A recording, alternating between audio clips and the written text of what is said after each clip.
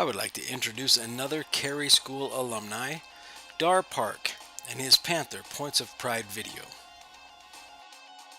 Hi, I'm Dar Parke. I graduated from Carey High School in 1957. That's been a lot of years ago. I have several memories that I have reflected on over the years from Carey School. In the fall of 1957, we had a good football team. And we were in our championship game in Hagerman, and we were ahead, but through a fumble, we lost the ball, and we lost the game in the last 30 seconds. That was quite a devastating problem for us, but we've lived through it in this length of time. One of the other things that I think about in high school was the lunch program that we had. The older people that fed for us was Nellie Pyra, and she had some other people helping us, but I remember all the food then was cooked right there. They didn't have any that was brought in from the outside, and it was a good, really good food. I can still remember having biscuits that they made there, just really good. But also I had several teachers that I enjoyed then. I remember Mr. Wicks was our principal, and at that time principals even taught several classes, and I can remember that he taught us in physics.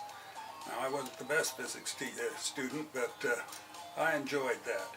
And then Mr. Bob Day, later he taught us in ag, and he was a very good disciplinarian. He did a lot more then than you could do in this day and age as far as taking children and taking care of them as they caused troubles. Several of the friends that I had when I was in high school was my twin brother Doug, and also John Barton and Ralph Price and Joe Dilworth. We did a lot of things together. We were all in athletics together.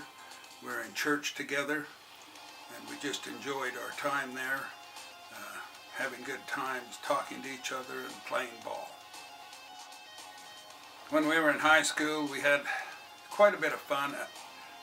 Other times than when we were in school, I remember we went skiing over by where they have the dump is now, over by Queen's Crown. They used to have a rope pull up there, and we'd have an old motor on that thing, and we'd take that rope and we'd get on it and go to the top and then ski down. Then we went out to the lake lots of times, and we skated out there. In the winter time it was a lot colder. We played volleyball in the old church, I remember, after priesthood on Monday nights, and that was a good time. When I was in high school, I always thought maybe I'd like to teach and maybe be a coach, and so I went to BYU and graduated in education. I had a composite major in biological sciences, in history, and PE. Then after I graduated, Bob Adamson from Carey here came and asked me if I'd join the corporation here. And Diane and I thought about it, and we prayed about it, and decided this would be the best place to raise our children. And so I decided to take that responsibility here in Carey, and I worked with Adamson's for 41 years. And it's been a blessing in my life, and now I'm retired. I help Dave on the farm now. A lot of the times I help him swath, and I don't run the big baler, but I do rake. And but I'm pretty well my own boss. If I want to leave now, I take off. After I retired from Adamson's, I decided that I would like to maybe follow up on a little bit of teaching, and so for about 6 to 8 years, I substitute taught here at the Carey High School, and that was a great blessing to me, and I enjoyed it. When I left Carey School, I always decided or knew that I wanted to go on and get an education. I thought that was important in my life. I think it's interesting to know that when I graduated in 1957, I had never even been to Salt Lake City.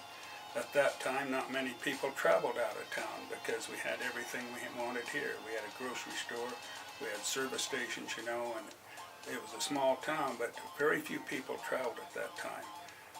But I wanted to graduate and further my education.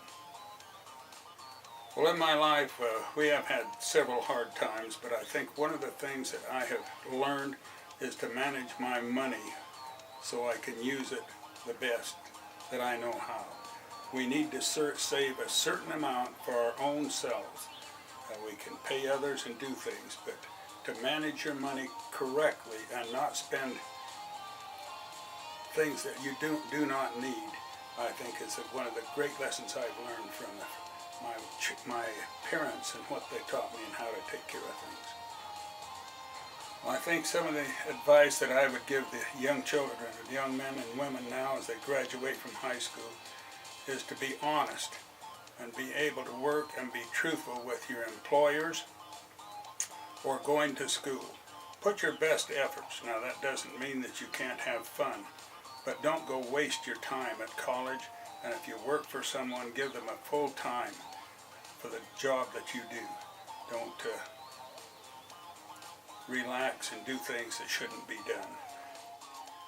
As I think back over the years, and the thing that I'm most proud of right now is the woman that I married and the family that we have. We've been married for 54 years. We live here by our children. At my age, they're a blessing to us because sometimes we need help and we help them. And the example I think that we as elder citizens can help in teaching and showing the young people how life should be lived. I'm Dar Parke, and I graduated from Carey High School in 1957.